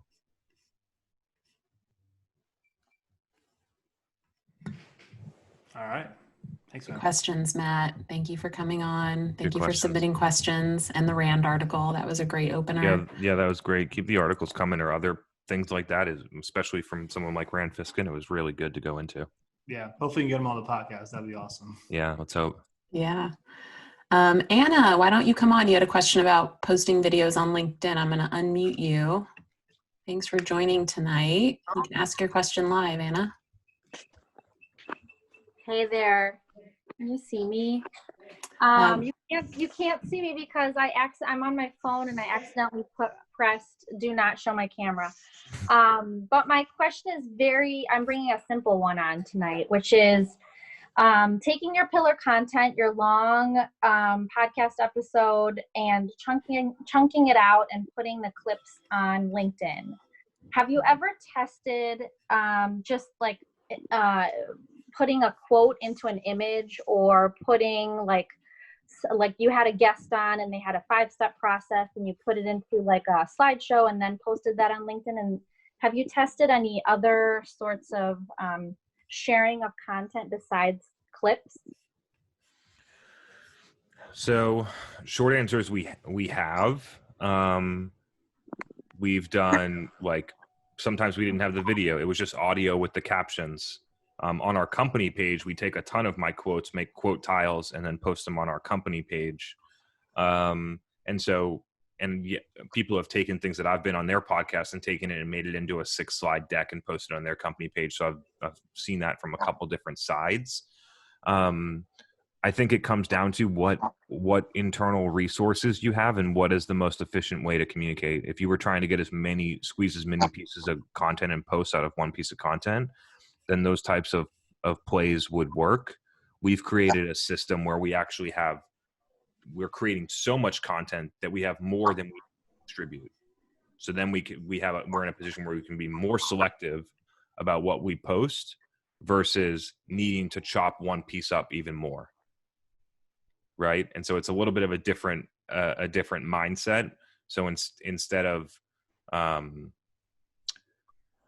I say this? We have if you look at it like a funnel, we have so much in the top of the funnel that we can be selective on, and it's kind of like how we're running our business right now. I think someone put a note about this, but we have so much at the top of the funnel that we actually don't need everyone. Like we'll just, whether you're disqualifying out or people like that, we do it with content too. It's like, okay, we had 9 on this one. We're going to probably have 12, 13, 14 clips on this Demand Gen Live episode, and maybe not all of them will go out. And so I think that it's an interesting insight, not necessarily what you asked on the question, but like what we've gotten to. I believe in my heart that video is the most effective, at least the most effective for me. And so we're going to continue to stick with that. When we were doing in the past, like right now, people might be fatigued with my background setting, right? It looks nice, but it's been like the same thing for a really long time. But we were doing, before this happened, before the situation happened, we were doing like 10-minute vlogs in a business trip to Arizona, and live events and interviews in Miami with Katana. When we had a ton of different like good creative video work that just kind of like it's just hard to do right now.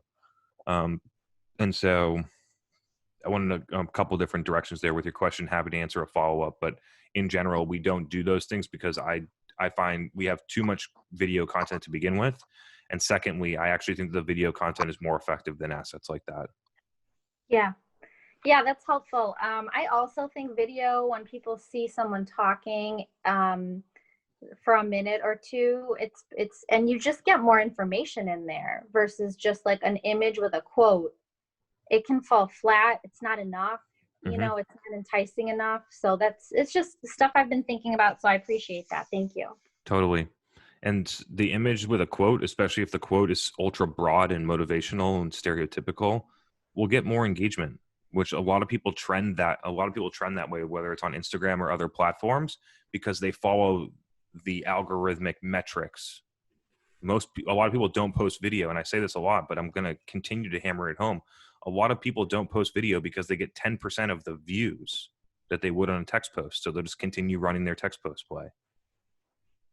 Meanwhile, like one video view, I would say, and I'm just spitballing here, no one would call me out on this, but I'm saying that it's somewhere between 100x and 1,000x more effective than an impression of a text post. Good question, Anna. Love it. Thanks, Anna.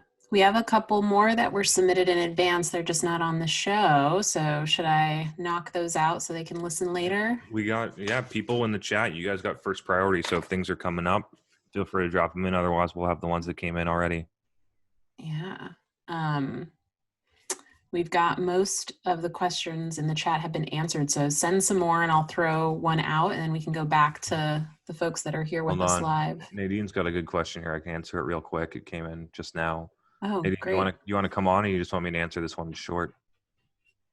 I'll bring her on. Nadine, you're on the air. Hello. So we have used video for like product features and like overview of what the service is.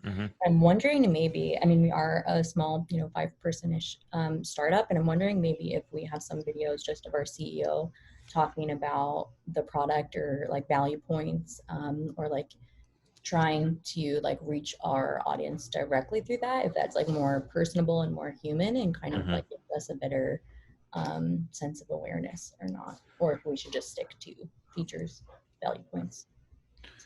So I really believe what I'm going to say, and I hope this is helpful for you, is that the reason that my video works is because I'm not talking about the product and the features and things like that.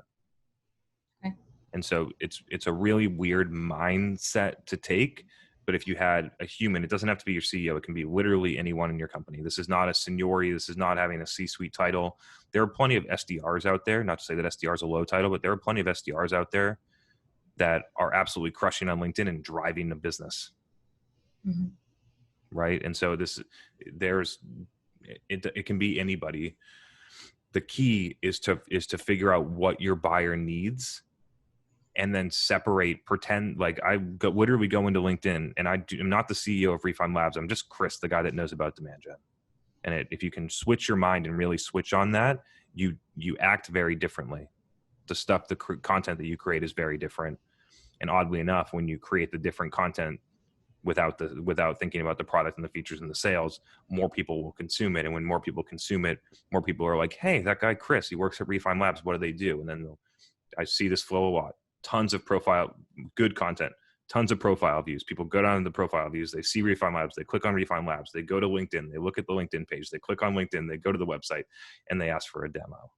Or not a demo for us. I say going through that flow so many times, they ask for to talk. They book time to chat, or they'll send me a message.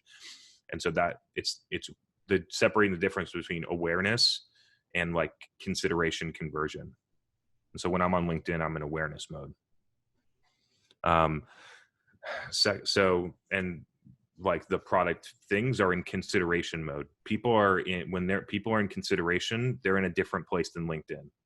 They're in intent. They're on your website. They're, on a review site. They're on YouTube looking at reviews or different things like that. So put consideration content in intent consideration channels and put awareness content in awareness channels. And it just matches how people use those different types of platforms. And the last thing that I wanted to get in here is that it doesn't have to be a human. Like and I love the idea. I want someone to pull this off of like cartoon character. Like there's so many options about how this could actually work. If there was like more ability to take risks in B2B, to do things that are different. That stuff just doesn't exist a lot. Like Kyle Lacey from Lesson Leads, about as quote unquote crazy as they get in terms of like some of the stuff that he's doing, which I love in B2B. And they have like a clothing line, and they've done like a llama puzzle and some cool stuff like that. And you just don't see enough creative ideas like that in B2B companies, because they're very risk averse and traditional, and just like don't give marketers the space to do a lot of the stuff like that. And so having, like, we talked about the Headspace thing on Netflix, like, if you took some of the money that you were wasting somewhere, which is, if you look at a B2B company and look around, money's being wasted everywhere. Not in maybe the 5-person startup, but in the 500-person company that just raised $200 million, there's money being wasted everywhere, right? And so all you need to do is just carve out a little bit and acquire enough money to get like 2 animators and a producer. I don't even know what you need to make this thing. And you could literally make like a 10-minute show every week about something with cartoon characters that people love. Right. There are so many things that could get created from cartoon characters for different buyers, with stories woven in, that people would love. But there's not a lot of marketers that are going to be able to, one, do that, two, like, think that their company's going to be okay with it. And let's think about figuring out how to do that so we can pave the way for these people. I feel like the biggest hurdle in that is like switching your brain from like traditional marketing. Like I come from like corporate marketing background, huge company, no risk taking at all, to now this small company, hey, do whatever you want, see what works. And I'm still thinking the risk in my head, like, oh, we can't do that. It's non-traditional. That's not how it works. So I guess it's just more of a mindset type of thing. Corporate marketing, no risk, zero accountability to results at the same time. Zero accountability to metrics that literally don't matter at all. And then in startup land, more risk averse, more accountability because there's less people and there's more visibility into what's happening. But still, you don't see a lot of creative things happening. Like even I forget his name who asked the question about, it was Charlie, what you would do if you had 5 SDRs. Like every company takes that path. There's no creativity at the startup level. Zero. Let's do exactly what our investors and exactly what Salesforce did 20 years ago, and let's do the exact same thing. I very rarely walk into a company that has 20 employees and 6 of them aren't SDRs if they've raised $3 million plus. And it's just like, why? Because everyone's just like wash, rinse, repeat the exact same thing. So I would love the idea of just like some like, I'd call it knocking down the building and starting with a blank sheet of paper and just starting over. Like if we were going to start a company today, what would we do differently than what a lot of companies are doing? And if you literally stripped out your mind and all of the assumptions and all of the things that other companies are doing right now, and you just started on your own thing, a lot of startup companies would look very different from a structure standpoint than companies look right now. Should I grab a couple of the questions that were submitted in advance? I feel like we're about to break a record or something. Oh my gosh, yeah, and I think in 6 minutes. If this is going to be too long that we can't even upload it to the podcast, Apple's like, this is too long. No, I've listened to 6-hour podcasts before. Okay, let's go. This was an anonymous question that they're asking. They're saying that they have clients that are reconsidering Facebook and Google Ads on account of the current clamping of free speech, sort of chatter that's happening out there. How would you respond to a client pushing back in light of what's going on sort of right now if they gave you this type of an objection? So if first off, for anyone on here and anyone listening afterwards, strip out all the political stuff and let's just have a objective conversation on this. And so if somebody wants this, if you look at it black and white, this is an emotional decision. And so I don't focus any of my effort to try and convince someone to do something that they don't want to do. I present the data and then I let them decide. The client's in charge. I said this to some of our people today, so I'm not sure if they're still on here, but like, it's like, you know, Mr. and Mrs. CMO, part of the reason that you pay me money is for me to tell you the truth. And so that's what I'm going to do. I'll tell you the truth. And then ultimately it's your decision and I support whatever you want to do. And so in this case, I would look at them and I would tell them the truth. Ever since we made these changes 12 months ago, we went from having $300,000 in pipeline every month coming in through the website to $2.5 million. And so if you want to pause this in order to make a point or have an emotional decision, I support you in doing whatever you think is best for you.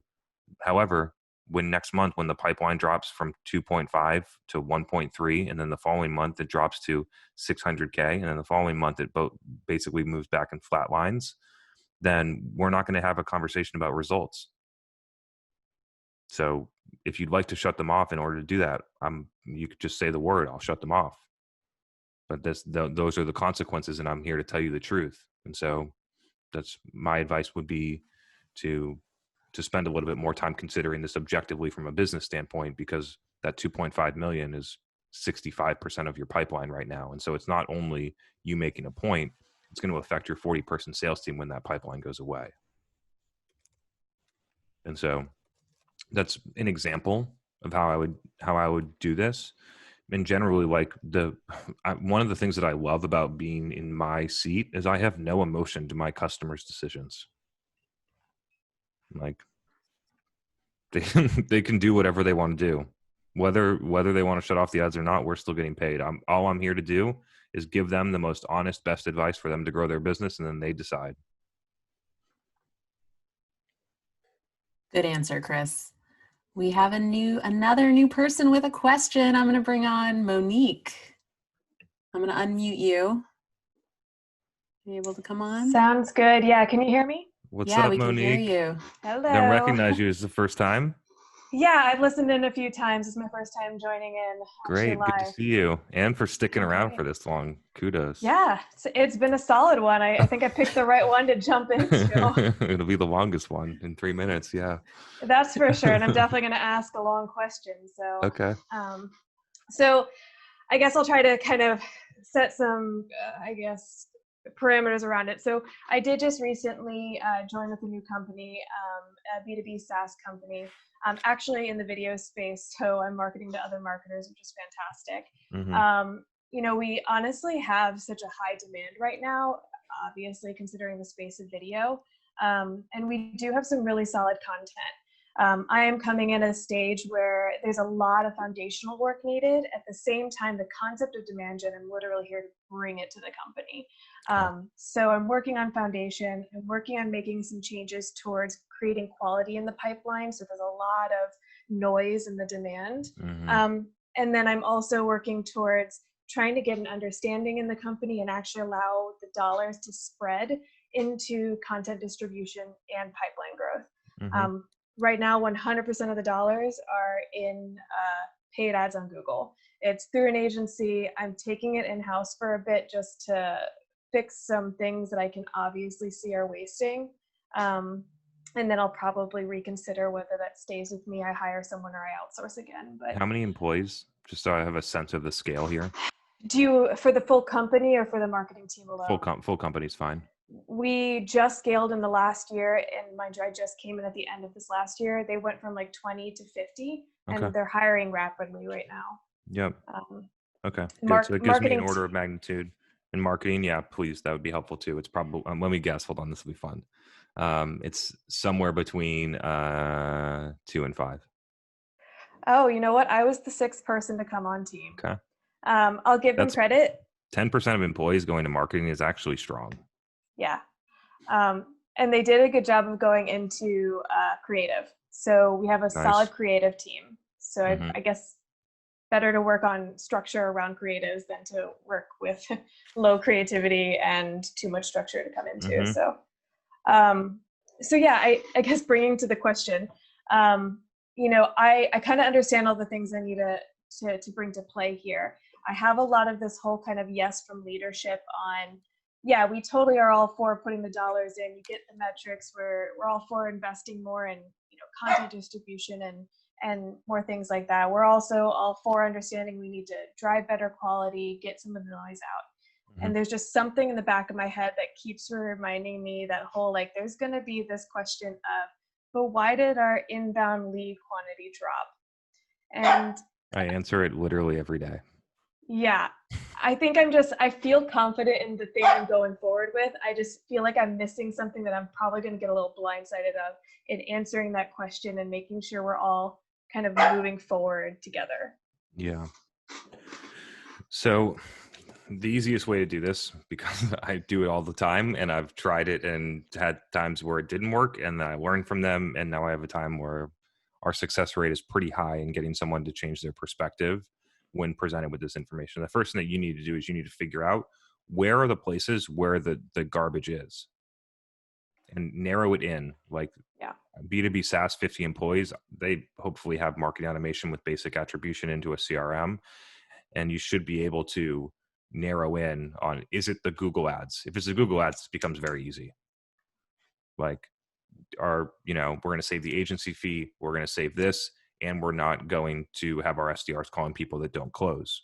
Now, when we do that, you have to, before you just shut it off, you're going to have to you have to talk with executives and be like, when we do this, these 6 people aren't going to have contacts to call, but here's what we can do. We can take some of that money and we can get 100, 1,000, 10,000 credits to Zoom Info, or whatever, a ton of different ways of avenues to get the same contact information.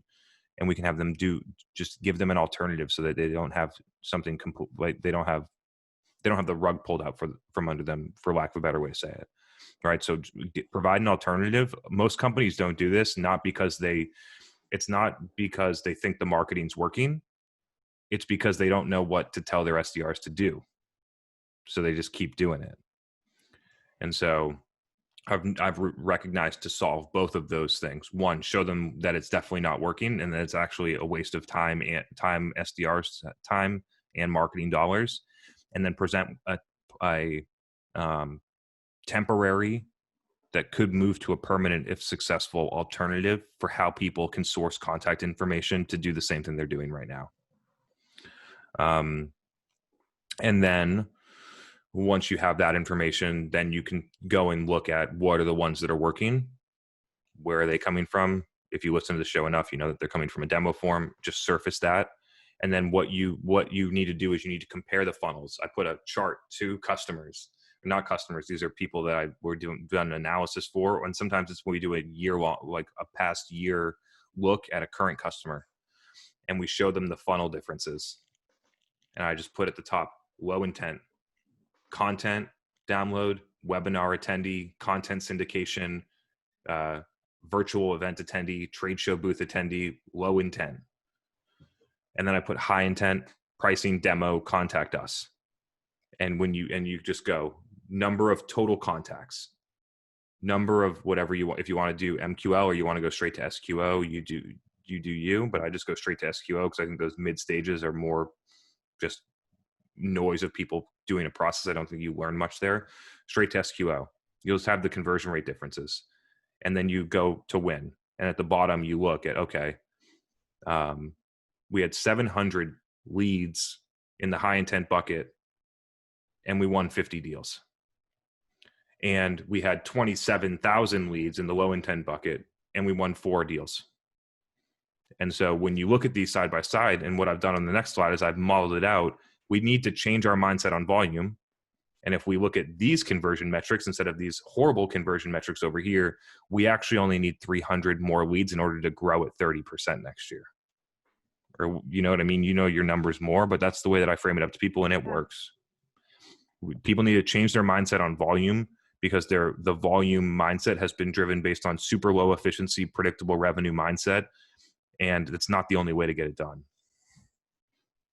Yeah, solid. I like that breakdown. I think that'll help a lot as I kind of transition from, I feel like I'm building a plane while we're flying it right now. So, everyone is. Yeah. Yeah, everyone is. But no, that's great. Thank you. Yeah. Another thing to think about is the blend of headcount expenses versus program expenses at your size. Right now, my assumption, I could be wrong, is that it's heavily weighted on headcount. At least most people look at it and they're like 50-50. I think as you move up and you're scaling, you actually want the program budget to be higher than the percentage contribution or the percentage allocation to be higher than headcount, which means your programs are working. And so those are a couple different things to look at. This is sort of a side note. It doesn't have to really do what you said, but I've just been thinking about it and I haven't said it yet, so I'm going to.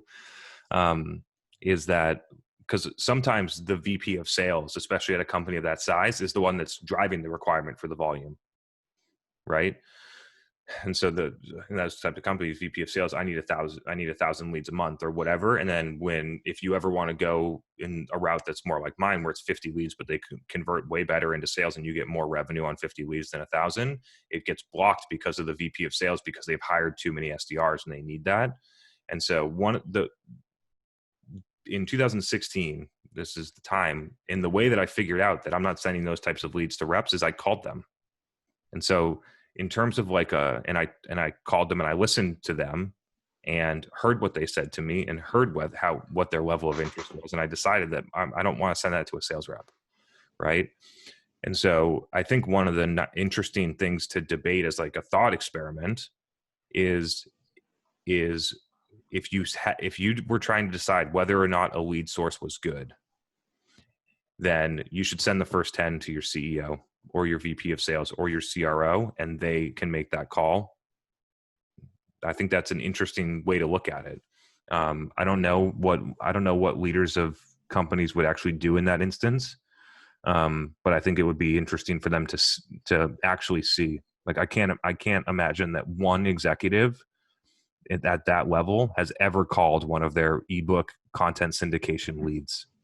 And if they did, they might think differently about that program because those leads suck. Those are not, we only figured that out recently. It's been in my head. Like I've been talking about it for a really long time, years. And we've just figured out how to display it in that way within the past 12 months.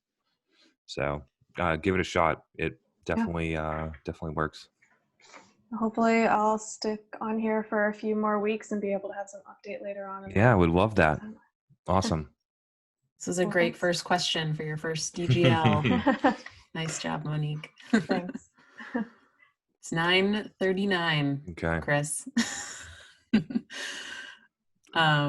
I could go for a while longer. I can tell normally around this time I'm gonna get loopy and I can barely keep my eyes open, but well, I have one long question that was submitted in advance, so we can go there if you want. Oh man. If you guys have any questions, drop them in the chat now. We can also bring anyone on live. So you decide whether or not you can read the room here. You decide whether or not we should take that or not. I feel like we beat the record, didn't we? I know. Yeah, we should cut it short so it gives us a opportunity to strive. But hey, It's been, I don't know when the last time we set a record was. It had to have been the fall. We had a little bit of a slowdown during the holiday season, but we came back out of the gates hot. Lots of questions, lots of new people, lots of familiar faces, which I love. The submission on Rand's article was great. We should try and work that type of thing. We should try and work in, potentially think about trying to work in some content from somebody else, go through it, and then get them either on a separate event or onto the podcast offline. Yep. So here we are. We're back in 2021. We don't really know how exactly this is going to evolve, but it's been really cool having new people come in and work through stuff like Gemma over the past couple of weeks. And yeah, I love it. And also Ashley and Matthew and some of the other people that have been here for a while. Great to see you all. We set a record, so you all can drop that in like your accolades and like your LinkedIn. Was on the longest Demand Gen Live ever. They're giving credit to your polo. It's your shirt. It could be. Maybe I should dress it up a little bit more for the listeners afterwards. You don't understand. You were on fire tonight. Could have been the shirt. Could have been the shirt. I'll right, also just say one last thing for the listeners too, and all of you here. We're going to put together a little survey and send it out with the weekly email, because we actually really want to get your feedback on how we can continue to, iterate on this and bring more value. So keep an eye out for that, and it'll be an opportunity for you to give feedback. And the invite's going out for Gaetano's thing, which is next Thursday. I think it's at noon Eastern, but I'll communicate that. And if you follow me on LinkedIn, you'll definitely see it. And I'll also, Angelica wants me to do one for pre-roll for this one. So I'll have all the details set up. So I'll record that later today. And that one should be great. The agenda looks great. We all miss Gaetano, love his takes. And so we'll do a couple topics, I think mainly focused on 2021 and a couple other things that I don't think that a lot has changed since he was on the show. So I think we'll have a really good, impactful episode. And then we'll go to AMA style like we always do. So hope to see you there. That one's during the day. So we're also testing what the audience looks like there. But we have made a decision, and I'm happy to put this on the record right now for the 19 of you that are still here. We debated changing the time of Demand Gen Live, and I shut that shit down. We're staying at 7:30 p.m. Eastern on Tuesdays. And so if we do one, it'll be in addition to, just for the OGs around here. Just wanted to let you know. All right. I'm starting to get loopy. So see y'all. Have a great night. Thanks for sticking around. Look forward to seeing you next week. Have a great week, everyone. See ya. Bye.